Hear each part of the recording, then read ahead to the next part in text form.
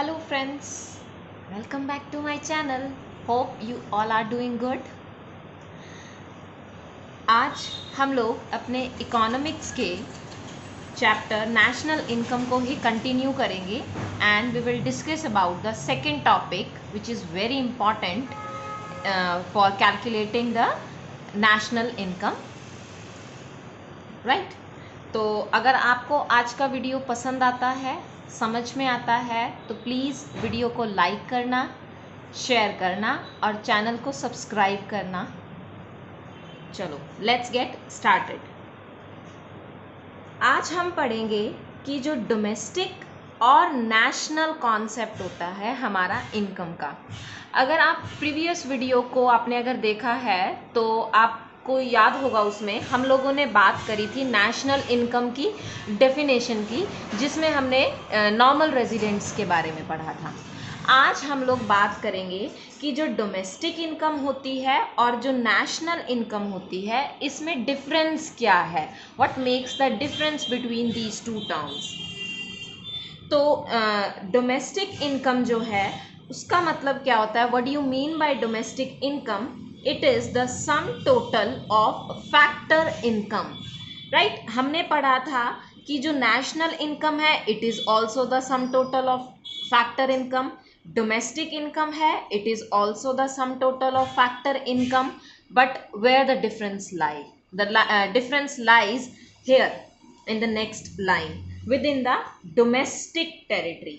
अगर आपको याद हो तो नेशनल इनकम वाला जो कॉन्सेप्ट होता है वो नॉर्मल रेजिडेंट्स के ऊपर बेस्ड होता है, लेकिन अगर हम डोमेस्टिक इनकम की बात करते हैं तो it talks about the domestic territory of a country.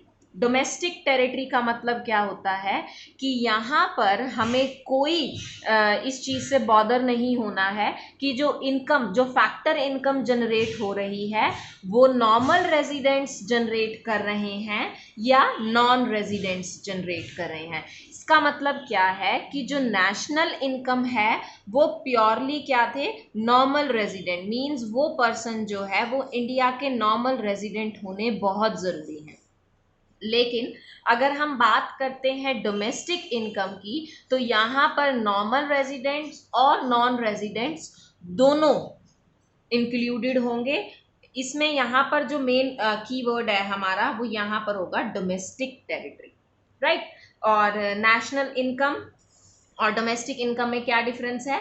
National income is the sum total of factor income earned by the normal residents of a country.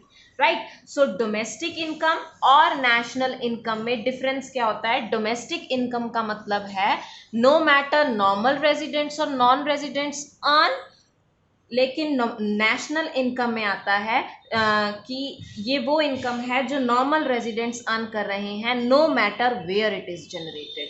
ये इंडिया के विद इन भी हो सकती है और आउटसाइड इंडिया भी हो सकती है. फॉर एग्जाम्पल हमने एक्सेप्शंस पढ़ी थी कुछ इंडियंस की या कुछ ऐसे पीपल की जो नॉर्मल रेजिडेंट्स होते तो इंडिया के हैं but they remain outside the country. वो यहाँ से बाहर रहते हैं, दे resided in other parts of the world.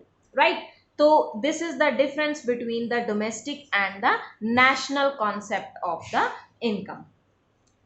अब हम लोग बात करते हैं domestic territory of a country की. जैसे हमने डोमेस्टिक इनकम में कीवर्ड पढ़ा डोमेस्टिक टेरिटरी, तो what do we mean by domestic territory?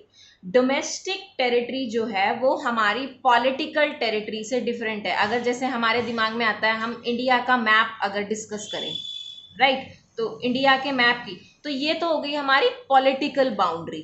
लेकिन when we discuss about the domestic territory तो यहाँ पर हमने सिर्फ इंडिया को as a like country of 28 states and 8 union territories नहीं देखना. यहाँ पर हमने इसको इकोनॉमिक पॉइंट ऑफ व्यू से देखना है.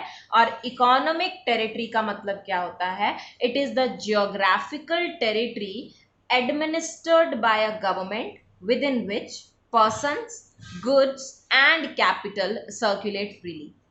देखो, जो ज्योग्राफिकल टेरिटरी का मतलब क्या है? एक ऐसा एरिया जहां से पीपल, गुड्स और कैपिटल फ्रीली मूव कर सकते हैं, it means there will be no restrictions over them. जैसे अगर हम बात करें, इंडिया है, इंडिया की कोई भी कंपनी है जिसकी ब्रांच फॉरेन में है, सपोज यूएस में है, तो उस ब्रांच में इंडिया का जो सामान है या इंडिया के जो पीपल हैं, इंडिया का जो पैसा है, इंडिया की जो गुड्स हैं, वो क्या हो सकता है, इजीली जो है वो फ्लो कर सकती है from India to America, right? There will be no restrictions over them, so that means it is a part of domestic territory of India, right? तो यहाँ पर अगर हम नेक्स्ट देखें, scope of economic territory, what constitutes the economic territory, क्या क्या चीजें आती हैं इकोनॉमिक टेरिटरी में। Number 1, political frontiers including the territorial water and the air space. अगर आपको ये चीज़, तो जैसे मैंने अभी बताया है, इंडिया को अगर आप 28 स्टेट्स और 8 यूनियन टेरिटरीज के पॉइंट ऑफ व्यू से देखो, वो इंडिया के आसपास जो हमारा टेरिटोरियल वाटर होता है 200 नॉटिकल माइल्स तक का एरिया जो है वो हमारा एक्सक्लूसिव इकोनॉमिक जोन में आता है। ये वाला एरिया जो है वो भी क्या माना जाएगा, इंडिया की ही डोमेस्टिक टेरिटरी का पार्ट है। सिमिलरली एयर स्पेस, अगर कोई भी चीज़ इंडिया के एयर स्पेस में आती है वो उसकी डोमेस्टिक टेरिटरी का पार्ट है। Also embassies, consulates and military bases etc. located abroad। Embassies, जैसे इंडिया की एम्बेसी है, अगर वो वर्ल्ड की किसी और कंट्री में है, कनाडा में है, अमेरिका में है, राइट, सऊदी में है, तो वो सब क्या है, वो इंडिया की डोमेस्टिक टेरिटरी का पार्ट है। नो मैटर वो वहाँ पर काम करने वाले लोग उस कंट्री में कितने ईयर से रह रहे हैं, यहाँ पर कोई चीज़ उसमें क्या नहीं करेगी, अफेक्ट नहीं डालेगी। कॉन्स्टुलेट्स क्या होते हैं, जिन कंट्रीज़ के साथ हमारे रिलेशंस अच्छे होते हैं, हम क्या करते हैं, वहाँ पर अपने ऑफिसेज ओपन करते हैं ताकि हम अपने ट्रेड को, अपने रिलेशंस को फर्दर स्ट्रेंथन कर सकें, तो हम वहाँ पर कॉन्स्टुलेट्स ओपन करते हैं। सिमिलरली मिलिट्री बेसिस होते हैं हमारे, जैसे मान लो हम किसी कंट्री के साथ क्या है, हमारे जो रिलेशंस है वो अच्छे नहीं है, we are on a kind of war like situations with them, तो हम क्या करते हैं, हम चाहते हैं कि फ्यूचर में अगर कभी भी वॉर होने के केसेस हैं तो हम हमेशा उनसे एक स्टेप अहेड रहें, तो हम अपने मिलिट्री बेसिस भी वहां पर ओपन करके रखते हैं। तो no matter whether the military bases are in which part of the world, they will be considered as a part of domestic territory of India. जैसे हम मान लो हमारे रिलेशंस जो हैं, अभी हम लोग सीरिया में हमने अपनी पीस कीपिंग फोर्सेस भेजी हुई है, वहां पर अगर हमारे क्या है मिलिट्री बेसिस हैं, तो वो इंडिया की डोमेस्टिक टेरिटरी का पार्ट होंगे, ना कि सीरिया की डोमेस्टिक टेरिटरी का। ऑल्सो शिप्स हैं, एयरक्राफ्ट्स हैं, operated by the residents between 2 और मोर कंट्रीज। जैसे हमारी इंडिया की जो एयरक्राफ्ट है, मान लो एयर इंडिया है, एयर इंडिया का जो फ्लाइट है वो जो मूव करता है, सपोज वो मूव करता है जापान से यूएस के बीच में, दो वो यहाँ से यहाँ पर ट्रेवल करता है, इट मीन्स वो इंडिया का मतलब इंडिया में स्टे नहीं कर रहे हैं वहाँ के जो पायलट्स वगैरह हैं, वो जो उसका क्रू है, but it doesn't mean that they want B a part of domestic territory, they will be a part. क्यों? क्योंकि जो भी एयरक्राफ्ट्स और शिप्स जो हैं वो रेजिडेंट्स के थ्रू ऑपरेट किए जाते हैं, वो हमारी इकोनॉमिक टेरिटरी में काउंट किए जाएंगे, no matter where they are. Also fishing vessels हैं, oil and natural gas rigs होती हैं, they are operated by residents in the international water. जैसे आपको पता है जो ऑयल के वेल्स होते हैं वो कभी भी जो पॉलिटिकल बाउंड्री है उसके विद इन नहीं मिलेंगे, वो आपको सी एरियाज में ज़्यादा मिलेंगे। तो सी एरिया में होगा, इसका मतलब ये थोड़ी है कि वो इंडिया की पॉलिटिकल या ये डोमेस्टिक टेरिटरी से बाहर हो जाएंगे। No, if they are operated by the residents of the country, no matter where they are to be considered as a part of economic territory, वो इंडिया की इकोनॉमिक टेरिटरी का ही पार्ट होगा। Okay, hope you have understood the difference between the domestic income and the national income। देखो, अब हम बात करते हैं कि डोमेस्टिक इनकम को नेशनल इनकम में कन्वर्ट कैसे किया जा सकता है।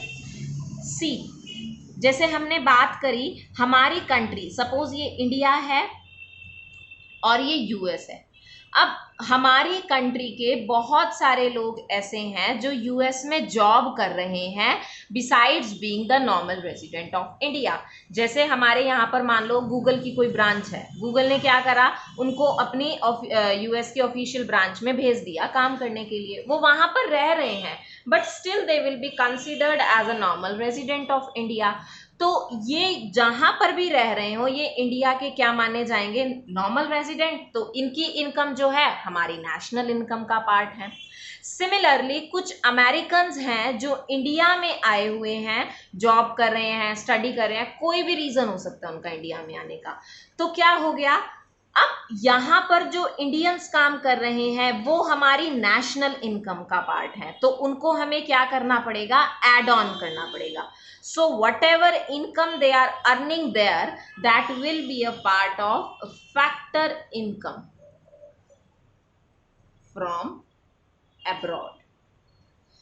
तो क्या करेंगे हम लोग इस फैक्टर इनकम को इसमें ऐड ऑन कर देंगे। लाइक जैसे हमने क्या करा, इंडिया में हमने जीडी अपनी डोमेस्टिक इनकम कैलकुलेट करी, राइट, और वो आ गई सपोज 1000। यहाँ पर जितने भी लोग थे, no matter they were the residents और द नॉन रेजिडेंट्स, लेकिन इसमें वो पैसा इंक्लूड नहीं है जो लोग यूएस में काम कर रहे थे। तो हम क्या करेंगे, इसमें उस पैसे को ऐड करेंगे फैक्टर इनकम फ्रॉम अब्रॉड के नेम से, फैक्टर इनकम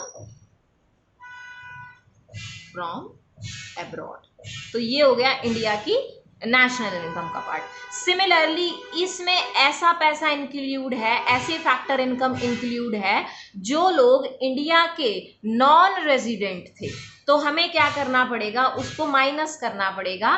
कैसे, factor income to abroad, factor income to abroad. तो what we will do, suppose ये अमाउंट आ जाता है हमारा 200 और ये अमाउंट हो जाता है हमारा 300। तो अल्टीमेटली क्या हो जाएगा, 200 प्लस होंगे 1000 प्लस 200 1200 और उसमें से माइनस कर देंगे 300, तो अल्टीमेट आंसर आ जाएगा हमारा 900। तो 900 will be our national income. और इसको अगर हम दूसरे नेम से बुलाना चाहें तो इसको बोला जाएगा net factor income from abroad. How to calculate net factor income from abroad, NFI से डिनोट किया जाता है। उसको क्या किया जाता है, factor income from abroad add की जाती है, इनकम फ्रॉम अब्रॉड ऐड की जाती है, और factor income to abroad minus की जाती है। Factor income to abroad deduct कर देंगे। तो क्या हो गया, 200 माइनस 300, अल्टीमेट आंसर आएगा -100। तो 1000 minus 100, answer will be 900. So in this manner we can convert our domestic income into national income. सो एक बारी हम इसको रिकॉल कर लेते हैं, हमने क्या किया है, we have excluded from the domestic income that part of factor income जो नॉन रेजिडेंट से रिलेटेड है। It means the people who are not a part of normal residents of our country, उन्होंने जितने भी फैक्टर इनकम अर्न की है वो हमारी इंडिया की इनकम में से डिडक्ट कर दी जाएगी, और हम अपनी डोमेस्टिक इनकम में वो part of factor income add करेंगे जो हमारी कंट्री के नॉर्मल रेजिडेंट्स कंट्री के बाहर रहकर अर्न कर रहे हैं। So domestic income plus net factor income from abroad will become national income. Hope you have understood this topic. In case if you still have any confusion, you can ask me in the comment section. I'll try कि आपकी problem को मैं solve कर सकूं। Thank you and have a nice day.